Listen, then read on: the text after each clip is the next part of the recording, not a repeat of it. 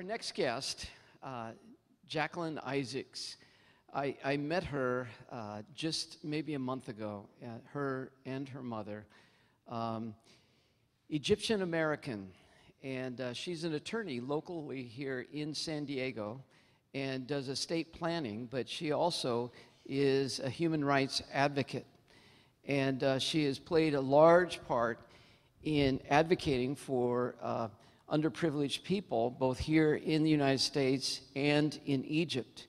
One of the things that I found astounding is that she was able to play a role in contributing to the new constitution in Egypt as an attorney. Pretty amazing. But she is also an advocate for women who have been abused through genital mutilation. And it's a big issue in Africa. And she has spoken volumes into my heart just in the one lunch that Nick and I were able to have together with her. And I would like you to give it up for Jackie Isaac.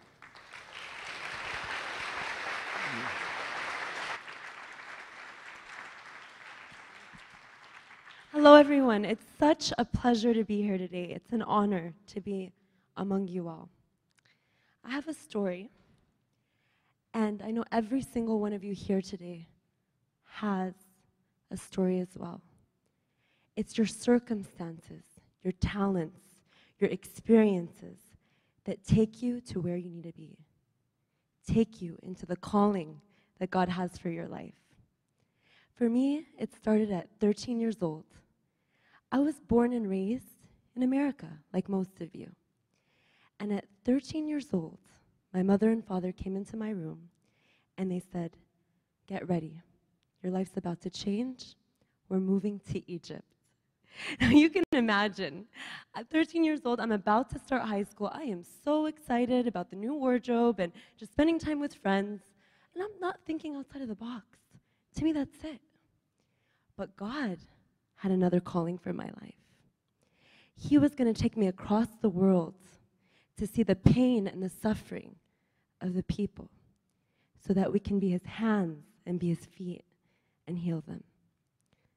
When I was 13 years old, I got on a plane to Egypt, and I'll never forget, I was coming to hug my male cousin, and my dad pulled me by the collar, and he said, "What are you doing? We're in a different world right now. Don't speak about religion. Don't speak about politics. Watch the way you are with males. Everything's changing now." I was shocked. I was sad. I didn't understand why. God, why would you take me away from everything I know? Why? I want to be like everybody else in the U.S. I want to be back in high school just enjoying. But God made it very clear that sometimes he takes you away from everything you know so that all you have to rely on is him.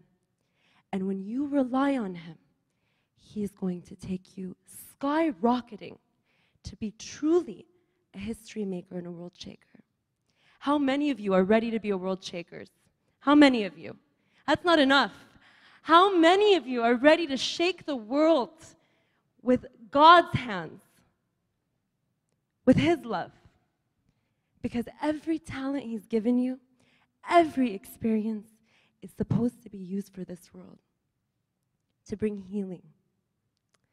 So I'm in Egypt, and I see how women are suffering. I see how Christians don't have any rights. And my parents, who had been living here in the United States for 20 years and returned to Egypt, saw as well, saw the truth. And we knew that God brought us there to change that region. And little by little, God brought us to people, Muslims and Christians, to the point where we were meeting with the heads of state and the heads of the Muslim world and the Christian world. And we were showing light in the darkness.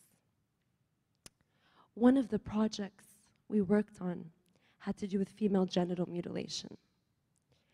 I was shocked when I found out that Egypt has the second highest rate of female genital mutilation in the world. And I thought to myself at 13 years old, that could have been me.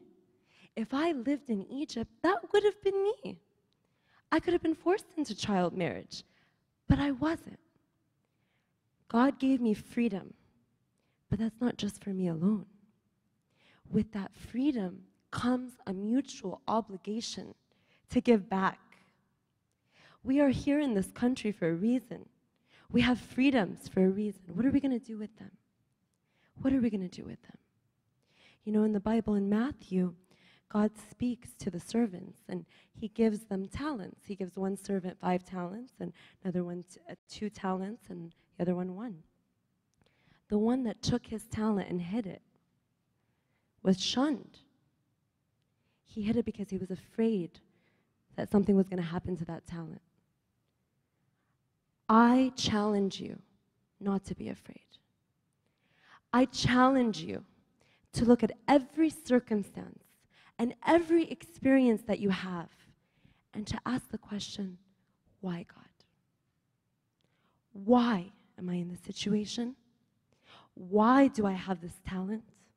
Why have you given me this gift? And what do you want me to do with it? And when we get to that place, we will be world shakers. Because now it's not about us. It's about truly being his vessels.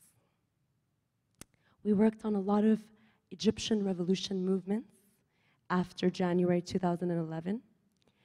And we had the honor of working on the new Egyptian constitution. And this was where God put us.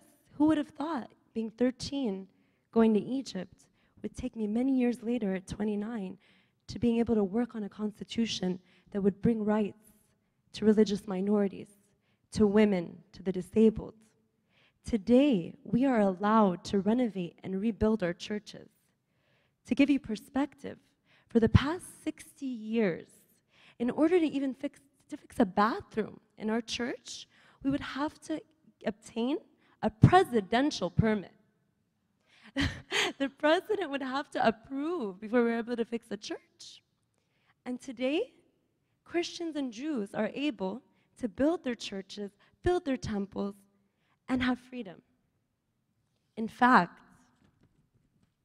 Article 64 says, freedom of belief is absolute. The freedom of practicing religion and religious rituals and establishing worship places for the followers of the Abrahamic religions is a right regulated by law. And it's punishable. Look where we are now. Look where we've come. Women have rights that are equal to man, whereas before it was subject to Sharia law. I want you all to really look inside your hearts in this next season and start asking, God, how do you want me to shake this world? How am I going to change history? Because every single one of you is destined. We are all on top of the mountains.